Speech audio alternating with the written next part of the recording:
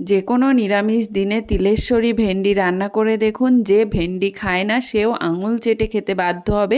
এটা খেতে এতটাই ভালো হয়, আর রান্না করা তো খুবই সহজ।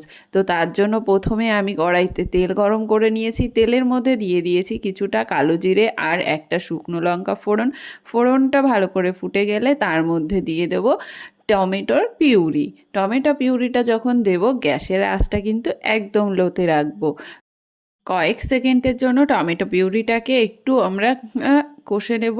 কষে নিয়ে তার মধ্যে আমরা দিয়ে দেব আগে থেকে শুকনো কড়াইয়ে ভেজে রাখা তিল বাটা। তিলটাকে আগে একটু ভেজে নিয়েছি, তাহলে এর ফ্লেভারটা কিন্তু খুব ভালো হয়। তো অবশ্যই আপনারা কাঁচা তিল ব্যবহার না করে এভাবে একবার ভেজে ব্যবহার করুন, দেখবেন খেতে অনেক বেশি ভালো হবে। তো তিল বাটাটা দিয়ে এটাকে আবারও আমরা কিছুক্ষণ কষে নেব। কষে নিয়ে তার মধ্যে আমরা দিয়ে দেব গুঁড়ো মশলাগুলো। তো আমি এখানে ব্যবহার করেছি ধনে গুঁড়ো, জিরে গুঁড়ো, লঙ্কা গুঁড়ো আর দিয়েছি হলুদ গুঁড়ো। দিয়ে সামান্য একটু জল দিয়ে আমি মশলাটাকে ভালো করে মিশিয়ে নিচ্ছি।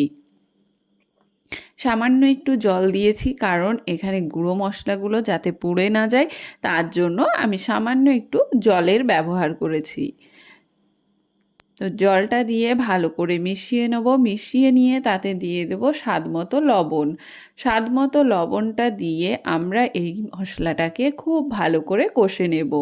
মশলা যত ভালো কষা হবে রান্না কিন্তু ততই ভালো হবে, এটা তো আমি সবসময়ই বলে থাকি। তো অবশ্যই মশলাটাকে ভালো করে কষে নিতে হবে। তো মশলাটাকে খুব ভালো করে কষে নিয়ে আমি তার মধ্যে দিয়ে দেব আগে থেকে বোটা কেটে রেখে সুন্দর করে আমি ভেন্ডিগুলোকে ধুয়ে নিয়েছিলাম। ধুয়ে রাখা ভেন্ডিগুলো দিয়ে দিচ্ছি। আমি এখানে ছোট ছোট ভেন্ডি ব্যবহার করেছি, তাই ভেন্ডিগুলোকে গোটাই রেখেছি। আপনারা যদি চান তো অবশ্যই ভেন্ডিগুলোকে কেটে টুকরো করেও ব্যবহার করতে পারেন, কোনো অসুবিধা নেই। এবার ভেন্ডিগুলোকে ভালো করে আমরা একটু মশলার সঙ্গে কষে নেব।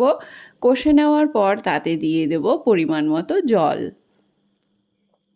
এখানে কিন্তু এই রেসিপিটি খুব বেশি ঝোল হবে না, খুব ট্যালটালা ঝোল কিন্তু খেতে ভালো লাগবে না, একটু গামাখা গামাখা হবে, তাহলেই কিন্তু খেতে দুর্দান্ত লাগবে।